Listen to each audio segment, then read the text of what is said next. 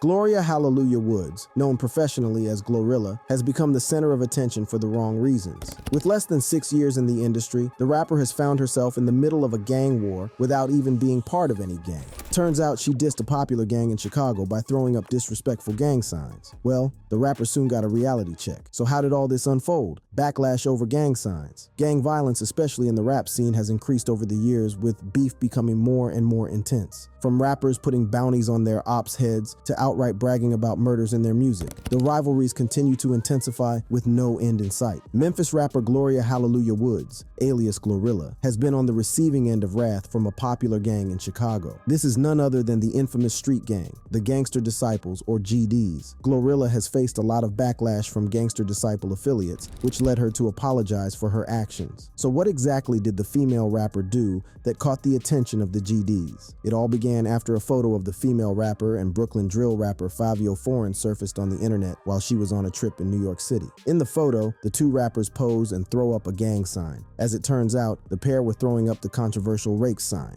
For anyone not familiar with the gang sign, well, typically those throwing up the rakes are members of the Black Disciples, or Gangster Disciple killers, or just oppose those who are part of the Gangster Disciples. By throwing up the rakes, she communicated to the world that she had chosen a side. At least that's what fans gathered from her post. One fan commented saying, "Now, when they let them GDs in the dough while you performing, don't say nothing." Well, rap beef has seen rappers' concerts and events disrupted by their ops with threats of gun violence. This was seen with Quando Rondo after King Von's death. In 2020, after the tragic death of Chicago rapper King Von in a shooting where fellow rapper Quando Rondo was involved, there was wide speculation that Von's gang would show up at Quando's shows for revenge. Since this would endanger innocent people's lives, Quando's shows were being shut down. In November that same year, Quando Rondo had his show canceled by the mayor of Georgia and the police department after word got out that Lil Durk, who was Von's best friend, and his crew would turn up. A frustrated Quando even appeared in interviews revealing that people were afraid to book him for shows since there is a likelihood that the shows would be canceled or rival gangs would show up to shoot up the venue. With promoters not wanting to lose money, they kept away from Quando.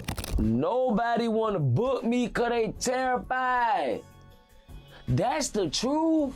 Glorilla may not have realized the kind of damage that she had done, as even her boss, Yo Gotti, has been on the receiving end of danger from his ops, which even led to his restaurant Privé being closed temporarily. Following the death of Yo Gotti's main op, Young Dolph, rumors started to circulate that there had already been a retaliation attack on the Yo Gotti's restaurant. Journalists were quick to the scene to confirm that the restaurant had not been shot up. However, the rumor caused a lot of tension in Memphis, forcing the cops to take action. Several Memphis Police Department squad cars filled the parking lot of Privé, which is located about 10 miles from where Dolph was shot and killed. This was in an effort to prevent possible retaliation attacks. The tension was so high that there were calls for the implementation of a curfew in Memphis. Several public officials calling for a curfew tonight, fearing acts of retaliation in certain parts of the city after young Dolph is shot and killed. After Glorilla's dangerous stunt started to make headlines in the blogs, Yo Gotti must have reached out to his artist and asked her to apologize, seeing that he already has experience with violent ops. Although this is pure speculation, Glo finally took to her social media to respond to the backlash surrounding the photo. According to the rapper, she was unaware of exactly what she was doing in the photo. "I thought he was telling me to throw up his gang. I did not know what it meant until after we took the picture," the rapper said. It seems Fabio tricked the rapper into throwing the disrespectful gang sign. Despite her response, some fans were not convinced. According to a section of fans, Memphis, where the rapper hails from, has many Gangster Disciple members, meaning that there is no way she did not know what she was doing. "Plenty of GDs in Memphis. She know what's going on," one fan said. "She dropping big forks with the thumb and everything. She knew what she was doing," said another. Popular R&B singer Monica Denise also chimed in, stating that the controversy that Glo was facing was the reason she avoided throwing up random signs.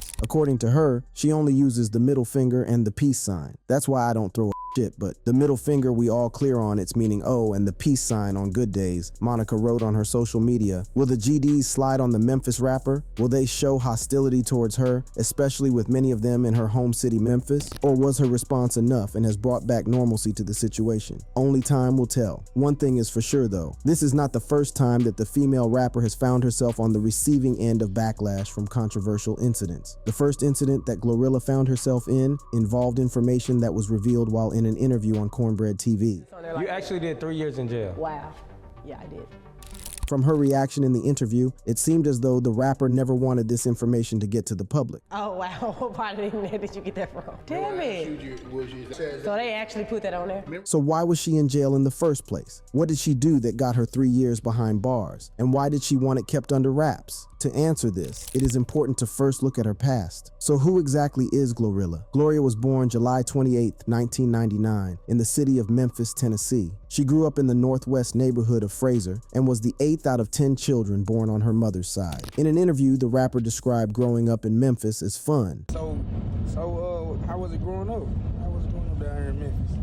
It was fun growing up in Memphis, though. In her teen years, young Glorilla would attend a host of high schools, including Melrose High School, Martin Luther King Jr. College Preparatory, and Ridgeway High. Early on, the rapper knew that she wanted to venture into music, thanks to her mom who took her to sing in their church choir. Following her time singing in the church choir, Glorilla wanted to transition to a mainstream singer. However, she lost her singing voice, which ended up shattering her dream. All was not lost as she decided to pivot and join the rap scene. According to her, she knew that she would eventually end up in the music business one way or the other. I used to sing in church, and I wanted to be a singer, but I realized I couldn't sing no more.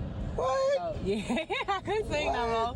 So I started rapping because I always wanted to be on the scene. Well, her rap career would start after she released her mixtape Most Likely Up Next in 2019 and her EPP status in 2020. Although she got into the rap scene in 2019, it was not until 2022 that she broke into the industry and became famous. In April 2022, Woods found her lucky break after releasing her hit single, FNF, with producer Hit Kid. The song went viral and led to a challenge on TikTok. More success would come after she dropped a remix of the song featuring Latto and JT in September. More good news followed as another remix with Saweetie was announced. Saweetie was so hyped for the project that she even posted a behind-the-scenes snippet on her Instagram showing her and Glorilla shooting the track's music video. The song led her to be nominated for 2 awards at the 2022 BET Hip Hop Awards, where she also performed in October. She would also win her first award as the Best New Hip Hop Artist in the BET Hip Hop Awards. Things were moving fast for the rapper, and in July, she signed with fellow Memphis rapper Yo Gotti's record label Collective Music Group. Just 2 months later, she landed a feature from one of the most sought-after female rappers in the game. This was none other than Cardi B, as the two joined forces on the track Tomorrow 2, which peaked at number 3 on the Hot R&B and Hip Hop chart. In June, she was selected for the 2023 XXL freshman class. Apart from that, she won the Best New Hip Hop Artist at the iHeartRadio Music Awards. While her come-up is definitely impressive, her past seems a bit controversial. Turns out that she may have been arrested and sent to prison for 3 years for theft. According to reports, she was arrested for stealing cereal from a Kmart store. You didn't go to jail for 3 years for stealing cereal, right?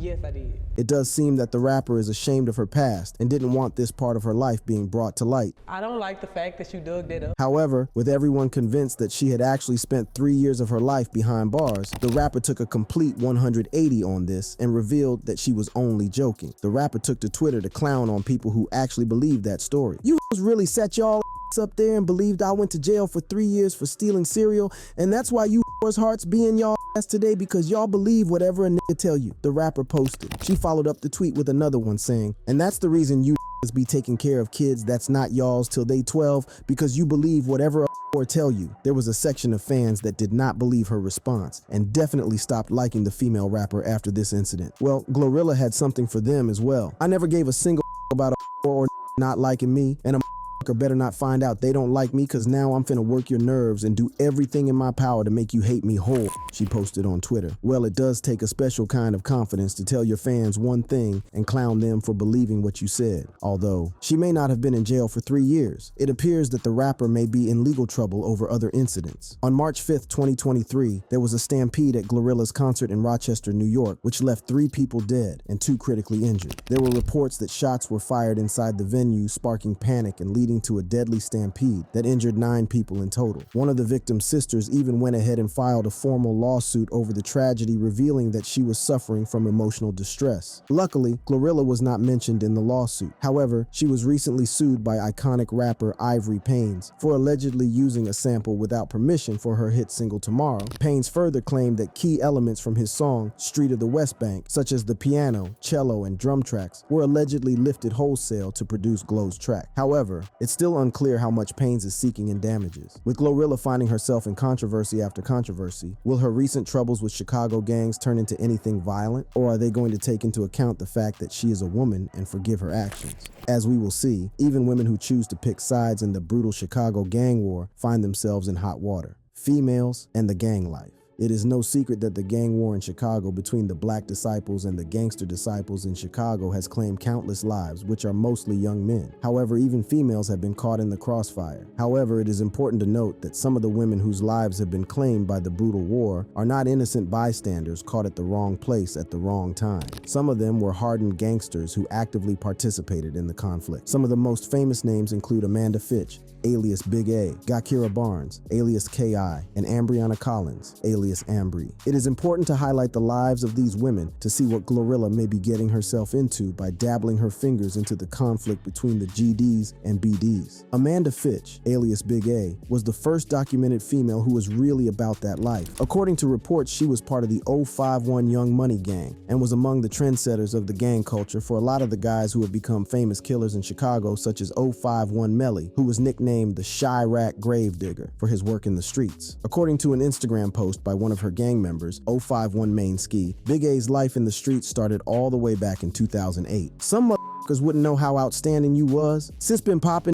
before 2008, read the post. Guys on the streets were not the only ones familiar with the female gangster. As it turns out, she was also on the cops' radar. A photo surfaced of Big A on a board of an abandoned police station among other known gangsters, which proved she was putting in work for her gang and may have been very influential within 051 Young Money. Although there are no deaths that are directly attributed to her, she was known to be the getaway driver in some of the famous hits in Chicago, including the death of one of Chicago's fastest rising rappers, Leonard Anderson, alias L.A. Capone. This is confirmed since those who were involved, Saki Hardy Johnson, Michael Buchanan, and Michael Mays, snitched on each other, giving the public a clear picture of what happened on September 26, 2013. In one of the statements, Big A is described as one of the drivers as the three shooters drove to the scene where Capone's murder would take place. It was only a matter of time before Capone's affiliates got their revenge, and only 1 month and a few weeks would pass before Big A was also gunned down. On November 14, 2013, 24-year-old Amanda Fitch was shot to death in her car while parked in a Woodlawn gas station in the 6600 block of South Stony Island Avenue. According to a witness, a dark-colored vehicle pulled up next to Big A's, and 3 shots rang out as the female slumped over and the assailant sped out of the gas station. No one was ever charged for the murder. While Glorilla does not seem like the type to become a getaway driver, she may be more relatable to the next female who may have been killed for being too close to the wrong crowd. This is none other than Ambry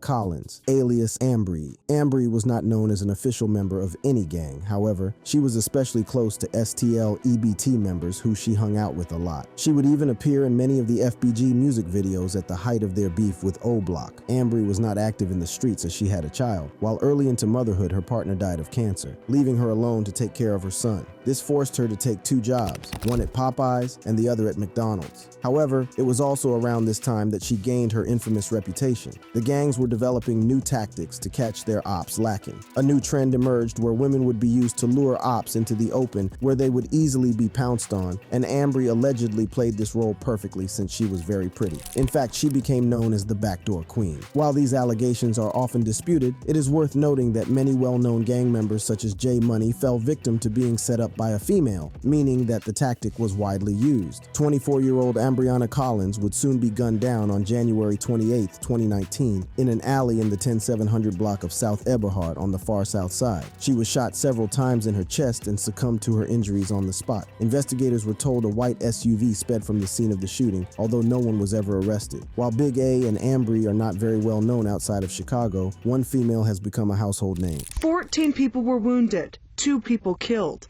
one of them being Brown's oldest child. I'm just gonna miss her presence. She was a very, very beautiful, well-known, lovely girl. The most famous of the 3 women is Gakira Barnes, who popularly went by K.I. Her stories have been told and retold around the world, as even documentaries have been made about her. K.I.'s story was both fascinating and shocking, as people couldn't wrap around the fact that a 17-year-old girl could strike fear into the hearts of her rivals. According to some of her ops, she was nothing more than a pest who constantly taunted them.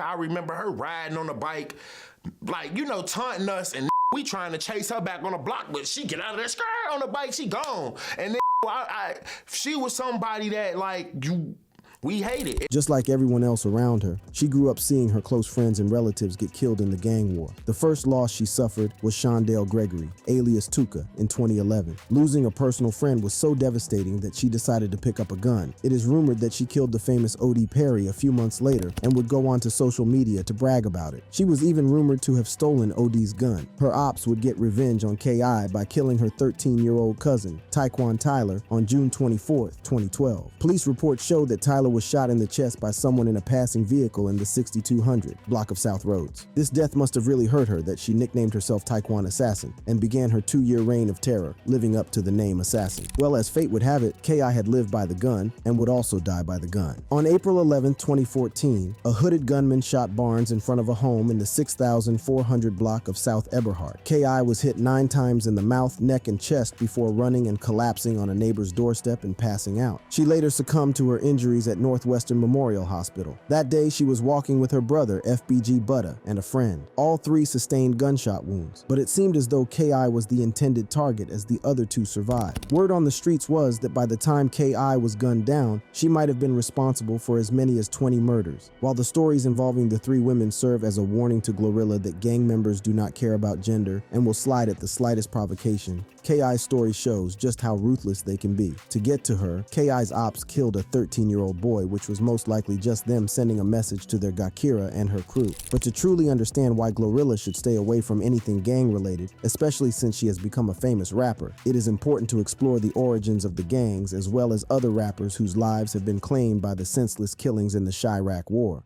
brutal gang war in Chicago. One would easily assume that the people complaining or outraged by Glorilla's photo are childish. That would be an unfair assessment. Most people would argue that there is good reason for the GDs to be outraged. It is important to note that most of the members of both gangs have lost close friends and family in the course of the conflict. Therefore, whenever anyone, especially those with large followings and influence, decides to disrespect them, they become agitated. To grasp the brutality of the violence and destruction that the rivalry in Chicago has caused, and to understand why Glow's action was received poorly, it is important to take a look at some of the publicly known stories from the gang war. Not only are they sad and brutal, they show to what lengths the gang members on either side are willing to go to punish anyone who disrespects them. By revisiting these stories, it will be clear how Glorilla's actions can come back to bite her both in her music career and her personal life. The Gangster Disciples gang was formed back in 1969 in Englewood on the south side of Chicago. The gang would eventually break up into 2 factions after leadership feuds within the group could not be solved. This formed the GDs and BDs. Over the years, the 2 gangs have seen splinter groups emerge from within or join their ranks through alliances. Now the current GDs and BDs are in the middle of what many refer to as the Chirac War, a play of words that merges Chicago and Iraq to help describe the unfortunate and dangerous situation between the 2 gangs. The most prevalent story about the Chirac War and its origins revolves around the death of Shondell Gregory, alias Tuka, who was shot and killed on January 12, 2011, while waiting for a bus on the 600 block of East 63rd Street. This death was followed by that of O.D. Perry, who was shot and killed on the 400 block of East 64th Street. Both deaths caused a lot of hurt on both sides that intensified the hate they had towards each other. However, for people who are up to date with news from the dangerous Chicago neighborhoods, the origins of the Chirac War is often attributed to Marvel Williams, alias FBG Wooski. Before O.D. Perry and Tuka were killed, FBG Wooski, when only 12 years old, committed a murder that would forever change the dynamics of gang violence among the gangs. Initially, killing the younger guys was frowned upon. The young guys normally used their fists to settle their differences, and the older guys never got involved in these types of beef. Soon, the young guys got their hands on guns and all hell broke loose. In one of the altercations, a gun was fired and one person was fatally wounded. This was none other than Reezy, a member of Wick City. Wooski's action escalated the feud from physical altercations between the teenagers to an all-out armed affair between everyone in the 2 gangs. There were no more restrictions leading to the death of Tuka, who was only 15 years old when he died. And as the violence intensified, it was only a matter of time before someone close to Wooski was killed. In October 2012, Wooski's 17-year-old cousin, Richard Modell, was shot and killed in the 6300 block of South Rhodes Avenue. That day, Modell and his 18-year-old cousin, who was identified as as Miles, were on their way to meet a girl in the West Woodlawn neighborhood on the south side when someone walked up and opened fire. Medell was taken to Stroger Hospital, where he succumbed to his injuries, while Miles was rushed to Northwestern Memorial Hospital with multiple gunshot wounds and remained in a medically induced coma for weeks. Wooski would also find himself in an incident that would alter his life forever. In 2018, one of Wooski's friends, rapper Vantrese Chris, alias Dusky Thawman, was shot and killed by an op. After his death, BDs FaceTimed Wooski to brag and tell him that they were going to surprise them. We gon' surprise. You talking about tonight. We gon' surprise, bro. Being a loved figure in the community, O-Block members knew that the funeral would be jam-packed with ops, making it a perfect opportunity to strike, which they did. On the afternoon of the 17th of October, Dusky's send-off was disrupted by violence. We've learned a little bit more about the victims this afternoon. There were a total of 6 people who were shot outside the church. It was a pandemonium, a scene of pandemonium right after that happened. Many of those people who were shot were leaving a funeral inside the church.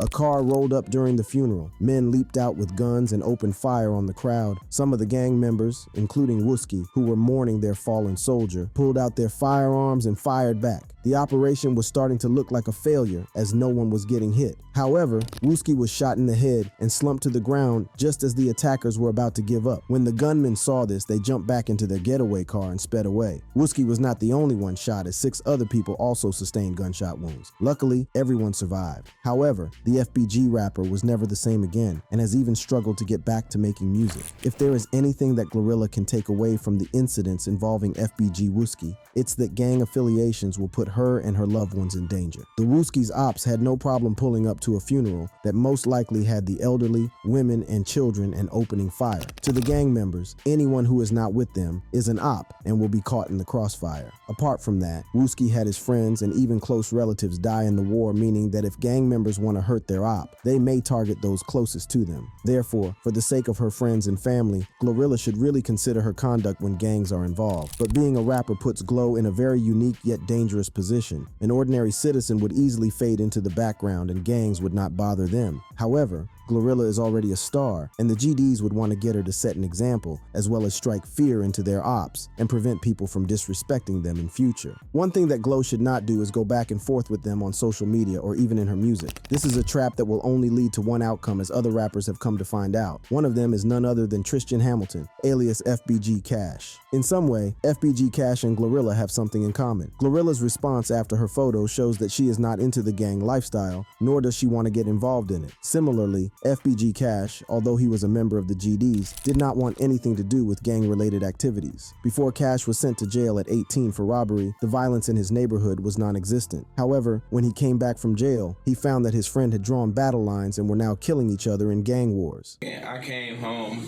the had bad vibes between each other. So it was like some that you couldn't even come back from. However, he did not want to take part in shooting at ops. In fact, he was publicly called out by his own gang members for never sliding on his ops, an accusation he never tried to deny. Cash had even publicly stated that he was not a fan of the black-on-black violence that was becoming prevalent in his community. I'm saying, like, I could really care less, you know what I'm saying? Like, damn, I ain't really with no black-on-black violence, to be honest. His eyes were set on making it out of the hood, and just like Glorilla, rap music was his saving grace. Luckily, when he finished serving his time, he found that his friends had formed a rap group. This was the Flyboy Gang, or FBG. The best part was that they were actually starting to make it big in the rap scene, and Cash was all too happy to join. And I came home, and it was that I saw the craft they done made for themselves, and then I was like, damn, I want some too. Fast forward to the death of the most famous and successful rapper in the group, FBG Duck, and Cash was forced to step up and lead. Duck, who was very close to FBG Cash, had died at the hands of his ops. This seemed to change FBG Cash. The rapper who once did not want any smoke related to gang activity was now at the center of it, and in no time started dissing his ops. From claiming that he had slept with one of his ops' mom to taking disrespectful photos at a dead rival's mural. The antics kept the fans entertained, but greatly immediately antagonized his ops, who took notice and started dissing back. Lil Durk was among those who threatened Cash in his song Computer Murderers, where he raps, "Sneaking pics by Von Mural like Lil Bro won't come out and spin." Cash quickly responded using Durk's beat on Computer Murderers and continued dissing his dead op, rapping, "Von got his clapped, you had us thinking he was stressed." It was not long before he was warned yet again by Lil Durk in a social media post, saying, "Don't diss thang if you be lingering and chasing won't end well, that's marched." Cash must have thought that his rival was joking because it wasn't long before he was caught lacking. The rapper was gunned down on the 1600 block of West 81st, and just as Lil Durk had warned him, reports started to circulate that he had been set up by a woman. Therefore, it would be in Glorilla's best interest to keep away from rap beef with the gang members to avoid a similar fate as FBG Cash. While many may argue that Cash may not have been killed because of dissing his ops in songs, one rapper who was definitely gunned down for being disrespectful to dead rivals was Carlton Weekly, alias FBG Duck. Duck's story should be a warning to Glorilla that fame does not ensure one's safety from ops' guns. Friends say it was a Chicago rapper who was gunned down here on one of Chicago's ritziest streets. They say 2 other people were also shot when 4 gunmen, witnesses say, jumped out of cars and fired from just a few feet away. According to Duck's killers, he was shot dead because of dissing dead rival gang members. Well, this was seen even in the last few tracks he released. In the remix to Exposing Me, Duck disses a famous dead op, T-Roy, where he raps, "T-Roy ain't get shot inside his head, but he ain't make it though. They got so many dead I don't know who to smoke." In another part, he raps, "F your homie, he dead. You heard what I said. Sheroid, Gotti, D-Thang, and Tirehead," obviously dissing more dead rivals. 1 month before his demise, he released Dead Bitches, where he continued his disrespect towards his ops and their dead friends. Made Chicago legend shit that was just about business. Said I wasn't gonna diss the dead, and okay, I did it. But T-Roy and OD, them dead bitches, he rapped. Well, his would-be killers confessed that it was his disrespect that cost him his life. Like everything like that, I don't know. On game. All I know, don't say that about Troy, or rest in peace. And it turns out that Duck's ops were so determined to get him that a $100,000 bounty was put on his head. All this goes to show that Memphis-born rapper Glorilla should stick to her lane, as she does not want to make enemies out of people who will gladly put a bounty on her head. And if she thinks that the Chicago-based gang cannot get to her in Memphis, then she ought to learn from fellow Memphis rapper Young Dolph. Dolph's ops wanted to show him that there was nowhere he could hide from them. On February 25th, 2017, over 100 shots were fired at his vehicle, but owing to his armored SUV, the rapper escaped unharmed. Glorilla's actions may be viewed as harmless, but one thing is for sure, she does not want any smoke from any gang, so it's best she refrains from such actions in future. If you enjoyed this video, click on the boxes playing on your screen to watch similar content.